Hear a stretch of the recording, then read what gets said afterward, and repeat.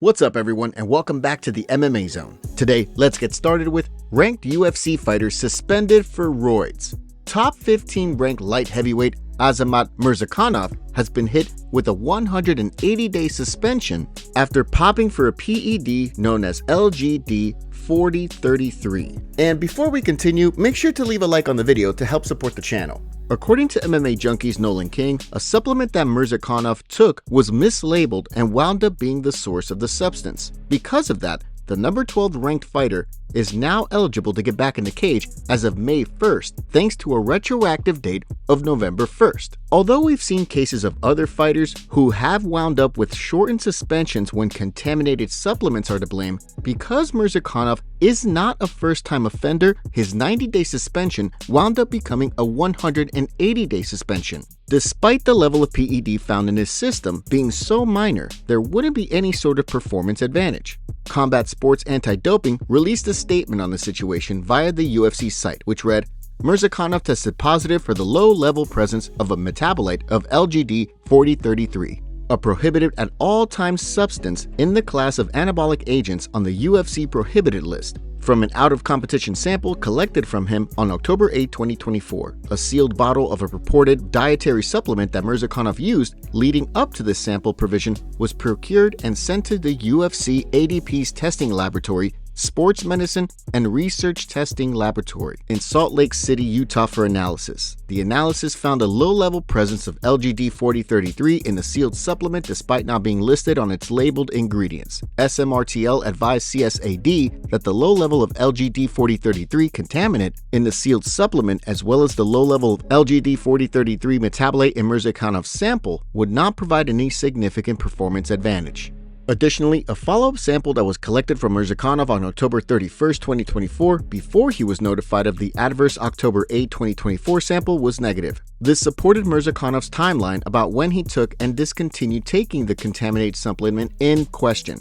The last time we saw Murzakanov in the cage, he picked up a second-round KO win over Alonzo Menefield, which made it 4 in a row for the Contender Series alum.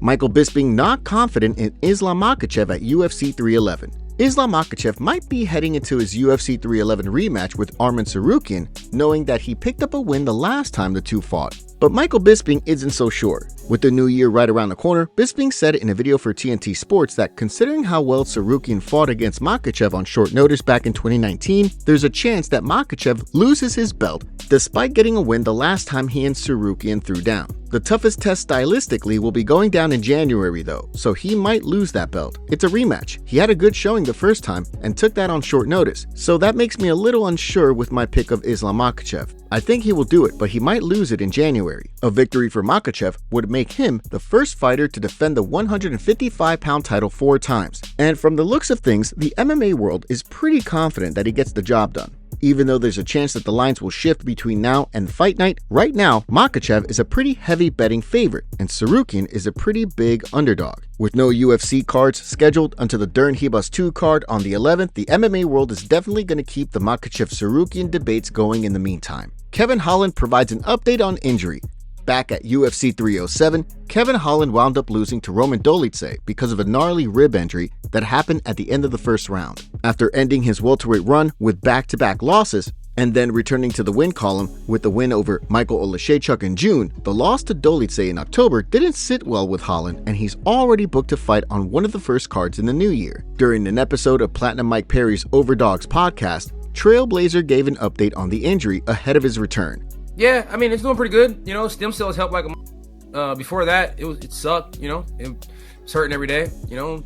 Taking a didn't feel good, you know. And, you know, I like my real from the so that was kind of rough. Yeah, back at it, back right. Stem cells did real good. I had a Dr. Tran out in Houston. He did some really good PT on me and everything. You know, he helped pop the ribs in the back, get them back right. Once those got back right, I a lot of uncomfort, you know, left. You know, still some weird feelings in the front, but ultimately stem cells, I speak highly of that thing. Almost the only thing I see better than. Holland also talked about his upcoming fight with former one champ Rainier de Reeder, joking that beating him would make him a 2-time champ in MMA math. Now on top of that, he weighed in on his recent stint at 185 and bouncing between weight classes. One of P. Diddy homies, however you want to put it, I know he was a 2-time champ over there at 1, So you know that's pretty cool, beat this guy, and I'm a 2-time champ, so nothing wrong with that. I don't mind going up or down, it's easy to make 70, but it's just super easy to make 85. With both guys looking to crack the top 15 at 185, the stakes are definitely at an all-time high for Holland and De Ruyter heading into the UFC 311 card. Caio Borralho theory on why Israel Adesanya fight didn't materialize. Israel Adesanya might be booked to fight the number 5 ranked guy at 185 in Nasruddin Imavov, but the way the number 6 ranked Caio Borralho sees things, the last stylebender decided to fight Imavov because he wants an easier fight. During an appearance on the Overdogs podcast, Borralho shared his theory on why he and Izzy didn't get booked to fight each other, saying that the UFC actually offered Izzy fights with both him and Imavov. I think the UFC offered Izzy 2 fights, me or Imavov, and then he suddenly posted a clip studying Imavov's tape, and I was like, come on bro, I sent a message to Izzy and was like, bro, why are you choosing that? He was like, bro, we're gonna fight next year. We're gonna dance next year for the belt. It's okay, I respect you if you choose that. I think he chose right. I think Imavov is a better fight for him, and I think Izzy is the favorite in this fight. In the meantime, Borralho has been left without a fight. Considering every fighter above him is already booked for a bout or is waiting for another fight to play out, if Borralho wants to stay active instead of waiting to see if Izzy will fight him later in the new year, his best bet might be looking for a scrap with number 4 ranked Robert Whittaker once the Reaper's back to 100% after his loss to Khamzat Chimaev. Kai Asakura talks about next UFC fight. Kai Asakura's first UFC fight might not have gone the way he thought, but according to a new YouTube video from the former Ryzen champ, he's already looking to get back in the octagon before the summer. From the sounds of things, at the earliest, Asakura will be ready to fight in April, but May is the more realistic option. We're currently reforming that system again, so we will be working on it this month, and at next, I think the match will probably be in May.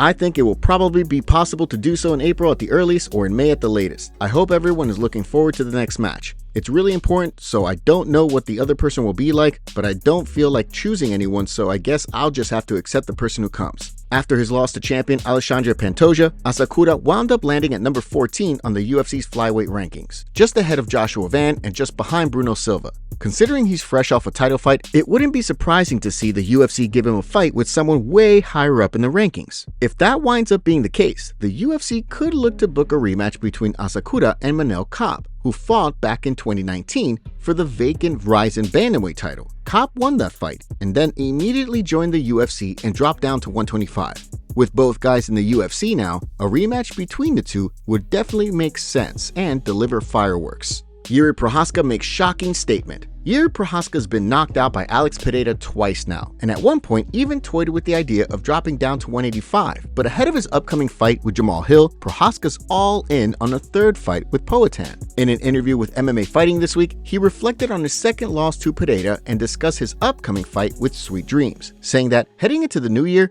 his focus is fully on reclaiming the title in what he described as a fight for his life. You know, maybe I'll sound crazy or whatever, but believe me, I'm working on once again becoming the champion. The champion right now is Alex, but right now I'm focusing on what's before me. What's the next step? Right now, it's Jamal Hill. Next, we'll see who will be the champion. If that will be Alex, for me right now, if there will be questions about the fight with Alex, that will be for me. Really, the fight for my life. Before Prochazka has a chance to get his hands on UFC gold again, he'll have to get through Jamal Hill in just a few weeks. During a recent episode of the Jackson podcast, Luke Rockhold shared his prediction for the fight, saying that he's leaning towards Jamal Hill getting the W. I didn't like the way Jiri fought Pereira at UFC 303. He just didn't look like he would follow the game plan. To think you could stand with him, Pereira, and play this karate-style kung fu game, you identified his weakness, takedowns, but you didn't even try to exploit it. This is a rebuilding process for both of them, and you don't know. I might favor Jamal in this one.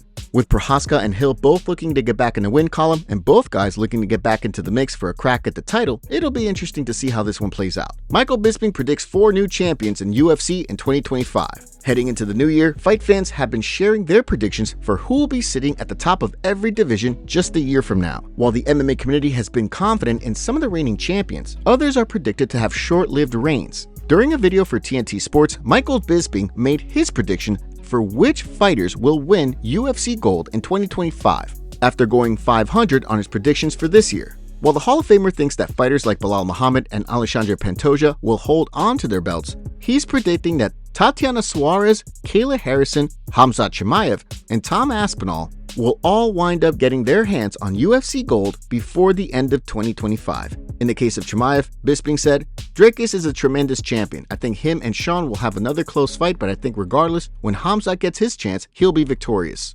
I mean, what he did to Robert Whittaker, I'll never underestimate the man ever again. When it came to the heavyweight title picture, Bisping expressed some optimism about an Aspinall-Jones fight happening, saying that if the fight does happen, Aspinall will get the W. The biggest heavyweight fight the sport has ever seen, maybe the biggest fight period that this sport has ever seen. John Jones, Tom Aspinall, and when the dust settles, Tommy Aspinall, Tommy Aspinall, na. With Tatiana Suarez looking to dethrone Weili Zhang in February, and the expectation that Kayla Harrison will probably wind up getting the next crack at the 135 title, we'll have to see whether Bisping's predictions wind up being correct. Alex Pereira teases fight news for UFC 312 in Australia. Poatan tweeted revealing that he'll be attending the event in Australia, and fans are speculating that he might be cornering Sean Strickland, or that he'll be announcing a fight on that card sometime soon. Alex tweeted with a video of him hitting the bags, writing, "See you soon, Sydney, Australia. Chama."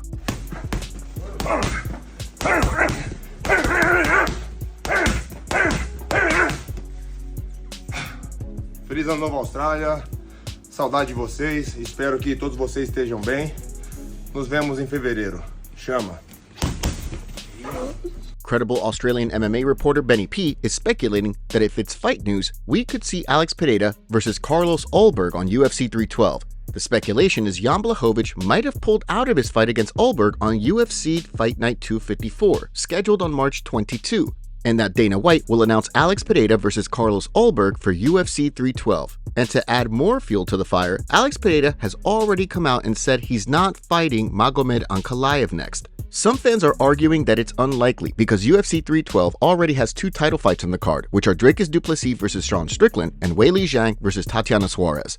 But as Benny P has pointed out, we've seen UFC cards in the past with more than two title fights, and there could be a possibility that the card is not on track to doing good numbers, which could result in Dana White adding a third title fight to the mix. Here's some reactions to the speculation. With Jan being old as coming off double shoulder surgery, I wouldn't doubt it.